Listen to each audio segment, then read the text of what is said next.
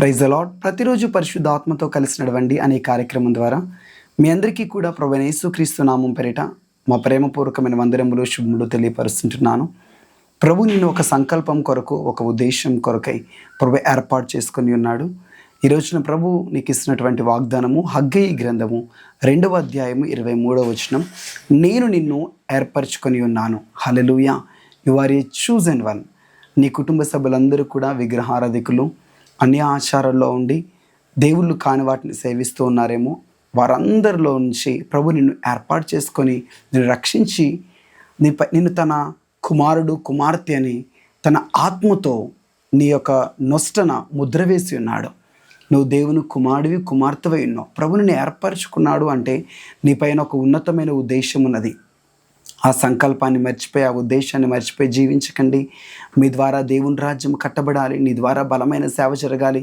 పిలుపు ఉన్నట్లయితే, దర్శనం ఉన్నట్లయితే దర్శనాన్ని మర్చిపోయి, పిలుపుని మర్చిపోయి మీ సొంత పనులలో బిజీగా తిరుగుతూ ఉన్నారా? ప్రభు నిన్ను ఏర్పాటు చేసుకున్నాడని చెప్పేసి మరొకసారి ఈ వాగ్దానం ద్వారా ప్రభు నీతో మాట్లాడుతున్నాడు. ఒక్కొక్కరిని ఒక్కొక్క పని కొరకు ప్రభు ఏర్పాటు చేసుకుంటారు. కొంతమంది ద్వారా ప్రార్థనా పరిచర్య జరిగిస్తాడు, కొంతమంది ద్వారా వాక్య పరిచర్య, కొంతమందిని సాక్ష్యం ఇచ్చేవారిగా ప్రభు ఏర్పాటు చేసుకుంటారు. సేవకులకి సహకారిగా అహరోను వలె ఏర్పాటు చేసుకుంటాడు. నీ పైన కూడా ప్రభు ఒక ఉద్దేశం కలిగి ఏర్పాటు చేసుకున్నాడు. నీ పిలిపేంటో, నీ పట్ల దేవుని ఏర్పాటేంటో గుర్తించండి, గ్రహించండి. దాని కొరకే మీరు ప్రయాసపడండి, దాని కొరకే మీరు పరిగెత్తండి. ఇక్కడ ఒక పేరు పెట్టి మరి ప్రభు చెప్తున్నాడు, జెరుబ్బాబెలు నేను నిన్ను ఏర్పాటు చేసుకున్నాను, నేనే నిన్ను ఎన్నుకున్నాను అని చెప్పేసి. ఒకవేళ సేవ చేస్తున్నారా, పరిచర్య చేస్తున్నారా, శ్రమలో ఆ పరిచర్యలో అనేక శ్రమలు, కష్టాలు, ఆపదలు కలుగుతున్నాయా? ఏంటి నా జీవితం అని కృంగిపోతున్నారా? అయితే ప్రభు చెప్తున్నాడు, పేరు పెట్టి జెరుబ్బాబెలు అని పేరు పెట్టి పిలిచినట్లుగా నిన్ను కూడా ప్రభు పేరు పెట్టి పిలిచి ఏర్పాటు చేసుకొని ఇక్కడ సేవ చేయి, ఇలాంటి ఈ పరిచర్య చేయని పరిచర్యను అప్పగించాడు కదా. కష్టములు శ్రమలలో కూడా నిన్ను ప్రభు పిలిచినప్పుడు ఏ విధంగా అయితే నువ్వు విధేయత చూపించావో, నిన్ను పిలిచిన ఆ పిలుపును అప్పుడు నువ్వు లోబడిన విధానాన్ని ఒకసారి జ్ఞాపకం చేసుకో. పిలిచిన వాడు నమ్మదగిన వాడు. ఆయన స్వరాన్ని గట్టిగా పట్టుకోనండి అంతే. ఆయన పిలుపును గట్టిగా నమ్మి విశ్వసించండి అంతే. మీ ముందున్నటువంటి ప్రతి అడ్డు పర్వతాలు కూడా తొలగిపోతాయి. నువ్వు ఆయన ఏర్పాట్లో ఉన్నావు కాబట్టి, నువ్వు ఆయన సంకల్పంలో ఉన్నావు కాబట్టి సాతానుకు కూడా నేను టార్గెట్ చేశాడు. సాతాను యొక్క దృష్టి కూడా నీ మీదే ఉంది. దేవుడు ఎవరి మీద అయితే దృష్టి పెడతాడో, ఎవరినైతే టార్గెట్ చేస్తాడో, డెవిల్ సాతాను కూడా వారినే టార్గెట్ చేస్తాడు.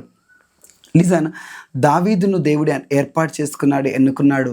సౌలు కూడా దావీదు మీద టార్గెట్, సాతాను కూడా దావీదు మీద టార్గెట్ పెట్టి సౌలులో నుంచి పదే పదే ఈటను విసురుతూ చంపాలని ప్రయత్నించాడు. సో నువ్వు దేవుని ఏర్పాట్లో ఉన్నావు, దేవుని సంకల్పంలో ఉన్నావు కాబట్టి అనేక సమస్యలు, అనేక శోధనల్ని తరుముతున్నాయి. కానీ అవి ముగింపు కాదు. తప్పకుండా నీ సమస్యలకి, నీ శ్రమలకి, నీ యొక్క పోరాటములన్నిటికీ కూడా ఒక ముగింపు ఉంది. నీ వివాహ విషయమై ఒక తలుపు తెరవబడుతుంది, ఒక అద్భుతాన్ని చూస్తావు. నిశ్చయంగా ప్రభు వాగ్దానంతో మాట్లాడుతున్నాడు, నేను నిన్ను ఏర్పరచుకొని ఉన్నాను, నీవు నా బిడ్డవు, నువ్వు నా కుమారుడు, నీ చెయ్యి పట్టి నేను నడిపిస్తాను. నీ ముందు ఇప్పుడు ఎలాంటి పరిస్థితులు ఉన్నా వాటన్నిటినీ నేను దాటించి వాటన్నిటిలోంచి విజయాన్ని ఇస్తానని ప్రభు వాగ్దానం చేస్తున్నాడు. గ్రేట్ బ్లెస్సింగ్ మీరు చూచుదురుగాక.